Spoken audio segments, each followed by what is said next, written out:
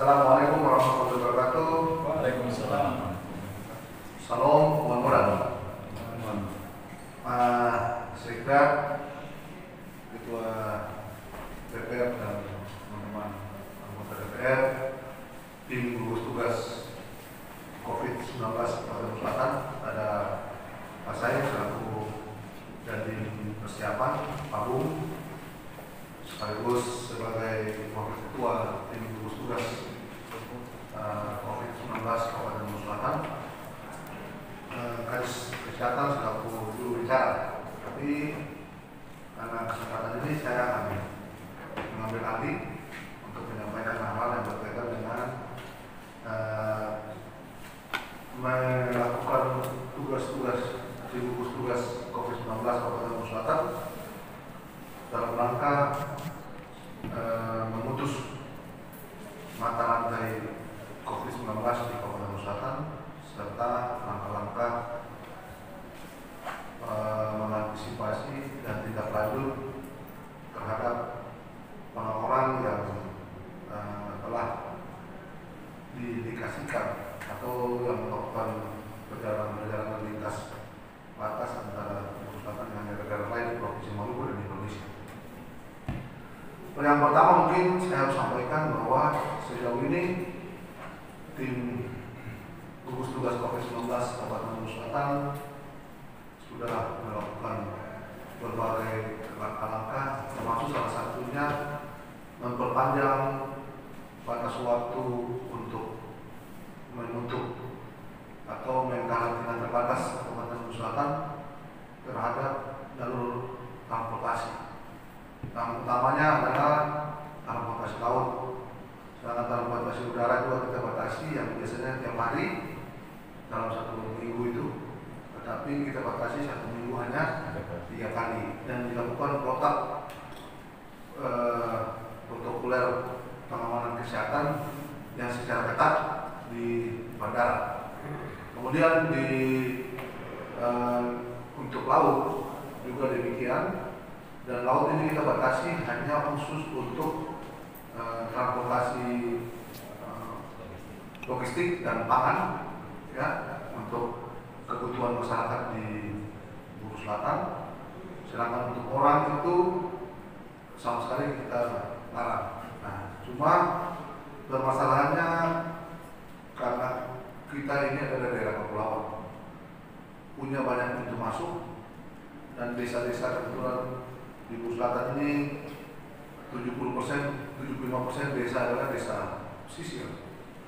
Maka orang yang datang keluar masuk juga anak-anak yang baru pulang sekolah, kuliah, dan masyarakat yang melakukan perjalanan juga itu memang sangat susah dikontrol karena luas pesisir kita yang cukup panjang dan keterbatasan transportasi dan infrastruktur yang mengakibatkan kita menjadi sangat riskan. Dan untuk itu kita sudah melakukan langkah-langkah untuk mengantisipasinya dengan membentuk posko-posko untuk pintu masuk. Semuanya sudah jalan, yang masing-masing daerahnya itu dikendalikan oleh camat, kemudian oleh yang terbawah adalah kepala-kepala desa. Yang sudah kita bentuk tim gugus tugas tingkat desa. Jadi untuk itu semua dalam pantauan, walaupun dengan situasional dan kendali yang begitu panjang, keterbatasan transportasi dan infrastruktur yang begitu cukup mengganggu kita, tetapi komunikasi kita alhamdulillah lewat internet, lewat HP dan laporan-laporan itu semua sudah berjalan dengan baik. Kemudian Bapak Ibu saudara, terutama kepada teman-teman wartawan ini, bahwa sampai hari ini status Kabupaten Buru Selatan adalah siaga darurat sesuai dengan undang-undang kebencanaan. Itu kita masih ada pada standar yang paling bawah, siaga darurat kemarin. Tetapi perkembangan hari ini dari kemarin itu setelah saya informasikan, cuma kita klarifikasi kembali sampai dengan tadi pagi, ternyata kita sudah memiliki satu PDP yang kemudian terkonfirmasi positif. Ya, dan kemarin itu, dan teman-teman media harus hari ini kita ingin memberikan pemahaman kepada teman-teman media untuk disampaikan pada seluruh masyarakat. Jangan mau diprovokasi oleh orang-orang yang tidak bertanggung jawab untuk memprovokasi situasional, seakan-akan bahwa langkah tindakan pemerintah daerah itu semau-maunya saja, cuma karena ingin supaya anggaran keluar dan segala macam. Itu sama sekali tidak. Semua kita bekerja ini berdasarkan asas kemanusiaan, tanggung jawab. Lebih baik kita mengantisipasi daripada kita mengobati. Gitu. Nah, situasional ini mau tidak mau kita harus mengikuti protokoler kesehatan yang ditetapkan oleh WHO dan sudah ditetapkan secara nasional. Bahkan oleh Presiden kemarin sudah ditetapkan bahwa COVID-19 ini adalah bencana non alam yang menjadi bencana nasional, ya, bencana nasional. Dan kita di Musselatan ini per hari ini bisa status kita bukan saja siaga darurat, tapi bisa meningkat menjadi darurat kesehatan, karena PDP yang kita punya kemarin itu satu sudah menjadi positif, terkonfirmasi positif berdasarkan hasil rapid test 4 kali, kemudian tes swab tes di Ambon dan hasilnya sudah ditetapkan. Maka kalaupun orang yang bersangkutan berkomunikasi dengan orang-orang melalui WA, SMS itu memprovokasi, itu yang bersangkutan itu dalam kondisi masih belum merasakan sakit, ya itulah makanya dia disebut sebagai OTG, orang tanpa gejala. Jadi inilah hal-hal yang harus dipahami. Dan semua langkah pemerintah daerah untuk mengantisipasi untuk melindungi masyarakatnya. Ya, kemarin kalau misalnya, saya mau tanya, kemarin kalau misalnya kita biarkan saja karena dia merasa sehat dan segala macam, kita biarkan berarti para banyak orang yang terpapar di sini dan sekitarnya juga sama. Ya, jadi nanti hari ini juga setelah ini kita akan melakukan langkah untuk pengamanan, untuk melakukan tracking terhadap jalur yang dia kasus 01 ini melakukan proses perjalanan ketika mulai dari Ambon sampai di Ambon. Itu dalam waktu dekat harus kita lakukan. Dan mungkin kalau tidak hari ini besok pagi kita sudah siapkan tim untuk melakukan tracking. Dan untuk itulah saya berharap bahwa seluruh masyarakat Musselatan tidak boleh panik, ya, jangan panik, tetapi kita sama-sama melindungi diri kita dan melindungi orang lain. Untuk itu saya anjurkan untuk semua yang keluar rumah, bahkan di dalam rumah pun di wilayah yang terpapar harus menggunakan masker, kemudian melakukan protokol kesehatan, ya, cuci tangan sebelum bersentuhan, setelah bersentuhan cuci tangan, masuk rumah cuci tangan, dan biasakan cuci tangan setiap saat. Nah, jadi hal ini saya harus sampaikan kepada saudara, sehingga saudara bisa sampaikan, dan jangan kita pandang enteng. Kita jangan pandang enteng, ya, terhadap permasalahan COVID-19 ini, karena kalaupun kita tidak yang membawa sebagai carrier ini tidak merasakan sakit, tetapi ketika kita jangkitkan kepada orang lain, kepada saudara kita, kepada orang tua kita, maka orang tua kita ketika terpapar dengan dia punya permasalahan kesehatan yang sebelumnya, itu bisa mempercepat proses kematian bagi orang-orang yang diakibatkan bersentuhan dengan orang yang sudah terkena virus COVID-19 ini. Jadi saya sekali lagi berharap untuk disampaikan kepada seluruh masyarakat untuk tidak gaduh, dan harus tetap kita menjaga jarak satu dengan yang lain, dan jangan sekali-kali kita anggap remeh. Jangan sekali-kali kita anggap remeh permasalahan COVID-19 ini. Jangan cuma satu dua orang punya mau, punya keinginan, punya ambisi, mau keluar, mau ketemu orang, mau pergi, ini mengakibatkan orang lain juga menderita dan sakit. Nah, untuk itu mari kita sama-sama bekerja sama untuk memberikan pencerahan kepada masyarakat, bersosialisasi untuk masyarakat lebih paham lagi tentang akibat-akibat yang ditimbulkan dari ketidaktertiban dari masyarakat. Ya, mungkin itu saja. Ada pertanyaan yang lain silakan sebelum nanti para yang mau tanya kepada Ketua DPR berkaitan dengan hal langkah-langkah tugas tanggung jawab DPR untuk membantu pemerintah, ya, karena membantu tim COVID-19 ini seperti apa, itu silakan. Tapi ada yang mau bertanya kepada saya, silakan.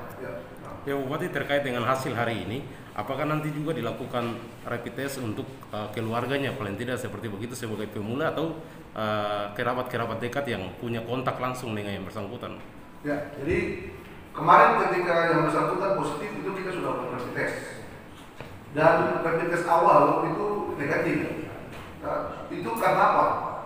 Karena ternyata setelah saya telusuri keluarga yang bersangkutan, istrinya saja sudah bilang bahwa malam itu ketika datang dia tidak sentuh istrinya, padahal dia sudah 4 bulan keluar ke luar negeri dan segala macam, pulang 4 ketika sampai tidak bersentuhan.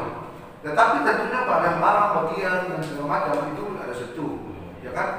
Nah, jadi ketika virus COVID-19 ini, ketika orang yang sehat, orang yang masih punya fisik baik, ya, kemudian mungkin kadang-kadang orang dulu banyak makan ikan, itu juga imunitasnya tinggi, sehingga dalam 4 hari itu ketika dia sudah kena, itu dia belum bisa ditunjukkan secara positif lewat tes rapid test. Nah, nanti setelah itu, ini besok itu kita akan lakukan tes kembali, tes berikut lagi yang bersangkutan dan wilayah orang sekitarnya. Ini kita sudah pesan ya, rapid test sudah datang, sudah cukup banyak. Ya, nanti berikutnya lagi ada datang lagi lebih banyak lagi. Itu mungkin kita akan melakukan tes khusus juga untuk orang-orang yang berisiko, seperti saudara wartawan, tim COVID-19, anggota DPR dan seluruhnya, itu semua akan dites. Termasuk orang-orang di pasar, ya, orang-orang di pasar juga kita tes setelah kita punya rapid test datang memberi kecukupan untuk itu. Nah, jadi langkah-langkah yang kita lakukan, yang pertama kita kembali melakukan rapid test kepada saudara yang dari kasus 01 ini yang sudah berhubungan, itu yang kemarin 2 ditambah dengan saudaranya yang lain ketika membawa yang bersangkutan itu ada di Wasama, di Waitawa, ya. Jadi ada orang di Waitawa, kemudian di Waisili, setelah di tracking itu ada orang, informasi itu juga nanti akan dilakukan rapid test besok, ya, semuanya.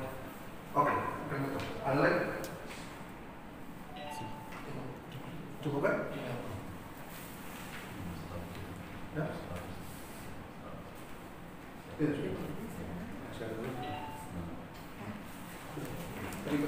Hari ketemu status siaga darurat kan? Iya.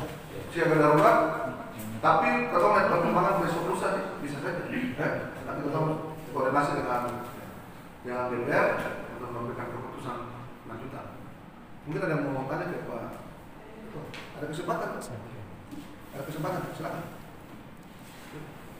Tapi paling tidak mungkin yang tadi Pak Bupati sampaikan bahwa nanti juga ada koordinasi dengan DPRD soal status siaga ini, apakah nanti ditingkatkan, itu paling tidak pertimbangan dari DPRD, walaupun memang belum ada dalam forum resmi DPRD, tapi kebetulan ketua ada di sini, mungkin bisa sampaikan pendapat. Ya, Assalamualaikum warahmatullahi wabarakatuh. Salam sejahtera untuk kita semua. Pada prinsipnya DPRD selalu backup dan mendukung sepenuhnya langkah-langkah yang diambil oleh pemerintah daerah, khususnya di gugus tugas ini. Kami sudah berada pada posisi itu, Intinya memang hari ini perlu disampaikan secara terbuka sehingga masyarakat kita juga harus diberikan pemahaman secara baik bahwa langkah-langkah yang diambil oleh pemerintah daerah gugus tugas ini bagaimana langkah untuk menyelamatkan Maluku Selatan dari penyebaran dan penularan COVID-19, sehingga tidak ada pilihan lain. Hari ini sudah ada keputusan dan tidak boleh lagi kita mendengar kelompok A, kelompok B, bahkan tidak perlu lagi kita terprovokasi dengan pelaku yang bersangkutan, karena beliau sering memberikan informasi-informasi ke media sosial dan itu membingungkan publik, sehingga hari ini terjawab bahwa yang bersangkutan berdasarkan hasil tes adalah positif, sehingga langkah-langkah yang diambil oleh tim gugus tugas ini prinsipnya DPRD mendukung itu. Kalaupun status kita dinaikkan untuk kebaikan negeri dan kebaikan untuk menyelamatkan serta memutus mata rantai penyebaran virus COVID-19 tidak ada soal. Karena memang status kita dengan status siaga kemarin karena asumsi kita belum mendapatkan hasil yang konkret kaitannya dengan yang bersangkutan dari PDP ke positif. Tapi hari ini ketika dia positif, maka langkah-langkah yang diambil oleh pemerintah daerah, baik untuk menaikkan status, baik untuk rapid test terhadap keluarganya, bahkan di tracking untuk semua orang yang melakukan kontak secara langsung. Ketika beliau tiba di Mangnore, bagi kami itu mesti dilakukan dan itu didukung full oleh DPRD. Sudah saatnya kita tidak lagi mencari siapa salah siapa benar dalam kaitan kita untuk bagaimana memutus mata rantai penyebaran COVID-19. Sudah saatnya kita bergandengan tangan, DPRD dan pemerintah daerah tim gugus tugas ini serta semua pihak, teman-teman media, sudah saatnya kita bersatu padu untuk bagaimana memberikan penyadaran kepada masyarakat kita bahwa COVID-19 sudah ada di Maluku Selatan. Maka seluruh anjuran pemerintah daerah untuk segera kita patuhi, sehingga kami minta juga TNI dan Polri yang membackup ini bagian dari langkah pengamanan untuk segera memberikan ketegasan kepada pihak yang mencoba untuk menutup membuka baik kafe-kafe yang bisa menghadirkan perkumpulan masyarakat itu segera ditutup, sehingga mata rantai dari penyebaran virus ini bisa kita hentikan. Tidak ada pilihan lain. Sudah saatnya teman-teman, bagi teman-teman media, hari ini kita mengajak kepada semua masyarakat kita di Maluku Selatan ini bahwa virus COVID-19 sudah ada di Maluku Selatan ini.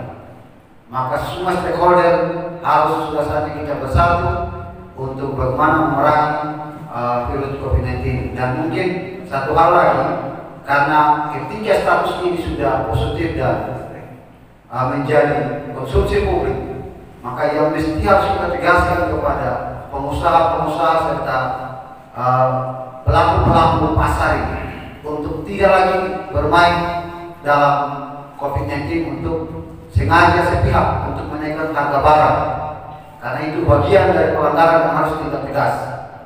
Intinya jangan ada kelompok-kelompok tertentu yang khusus pelaku pedagang-pedagang yang memanfaatkan momentum COVID-19 untuk menaikkan harga dan memberikan terhadap proses ekonomi kita di Maluku Selatan. Intinya DPRD kami tetap berada pada garda terdepan bersama pemerintah daerah untuk tetap mensupport, mendukung pemerintah daerah khususnya tim COVID-19 untuk melakukan langkah-langkah terbaik demi penyelamatan, penyebaran dan pencegahan COVID-19 di Maluku Selatan. Itu saja mungkin, sekian dan terima kasih. Wassalamualaikum warahmatullahi wabarakatuh. Terima kita minta satu Pak Bupati. Pak Bupati kita minta ketegasan saja Pak Bupati, mungkin Pak Bupati bisa menyebut setidaknya inisial saja Pak Bupati kota secara umum dalam lama di Kabupaten Maluku Selatan, supaya masyarakat bisa tahu bahwa si pasien ini sudah berstatus seperti apa Pak Bupati. Kita ketegasan Pak Bupati.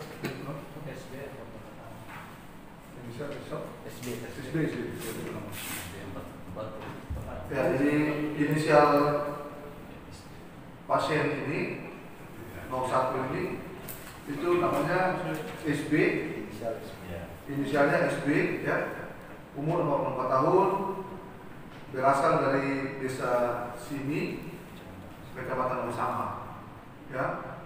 Dan yang bersangkutan ketika 1 minggu lalu, ya, tanggal 7 itu secara positif diperiksa melalui rapid test 4 kali oleh kita, itu langsung kita melakukan tindak lanjut tanggal 8 dievakuasi untuk ditindaklanjuti ke rumah sakit rujukan di rumah sakit Halo, Angkatan Laut.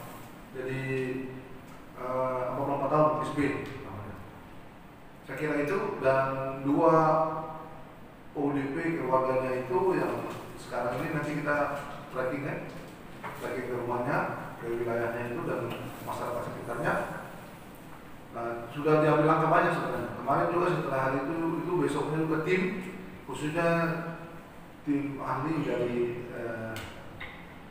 dari tim gugus tugas, dari tokoh agama dan dipimpin oleh asisten 1, melakukan sosialisasi juga ke masyarakat untuk melakukan proses social distancing, termasuk dalam melaksanakan kegiatan-kegiatan keagamaan dan lain-lain. Itu sudah kita lakukan. Tinggal besok saja nih kita lakukan tracking lagi. Itu. Jadi positif Pak ya? Positif berdasarkan hasil PCR. Positif secara hasil rapid test. Ya, bukan. Jadi gini, rapid test itu 4 kali positif, ditambah dengan ditindaklanjuti ke Ambon, ya, Ambon ke rumah sakit rujukan itu dilakukan PCR dan swab test. Swab test itu mengambil lendir di dalam itu, jadi itu 100%. Kalau rapid test 80%, no? Kalau PCR itu 92%, 92%. Kalau swab itu 100%. Jadi jangan ini lah spekulasi. Susah 100% itu positif, masa pemerintah sebutkan itu. Jadi kemudian satu hal yang harus disampaikan juga ke masyarakat ini bahwa siapa perlu dengar orang-orang yang kasih informasi sama teman-teman. Kalau pemerintah sudah bilang positif, tidak boleh presiden pemerintah mau partai gitu loh, ya kan? Nah, jadi jangan ini tidak perlu ke masyarakat, tidak boleh ada yang namanya spekulasi, terus kemudian membuat suasana gaduh, loh. Akibatnya coba kemarin kalau mau ikut pikiran-pikiran orang-orang tertentu yang bilang kata tidak perlu bawa hati, kapan berapa banyak yang bisa terpapar? Supaya kan 1 minggu mereka dia di sini, berapa ratus orang yang bisa kena, ya kan? Nah, ya sudah, pokoknya kita ambil langkah untuk berkaitan dengan tugas tanggung jawab kemanusiaan itu sekarang. Oke?